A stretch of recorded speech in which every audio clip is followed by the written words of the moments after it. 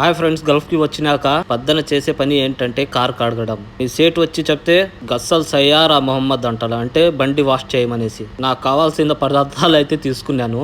ముందు అయితే బండి మొత్తం నీళ్ళు అయితే కొట్టుకోవాలా. బండి కడిగేటప్పుడు నీళ్ళు అయితే రోడ్డు మీద పోకూడదు. బల్దియా వాళ్ళు దారుణంగా వచ్చి ఫైన్ వేస్తారు. తర్వాత ఒక గుడ్డ తీసుకొని నీట్గా అయితే అద్దాలు మొత్తం తుడ్చాలా. కఫిల్ వచ్చి ఏం చూస్తాడంటే ముందు వచ్చి అద్దాలు చూస్తాడు, తర్వాత అయితే రిమ్ములు చూస్తాడు.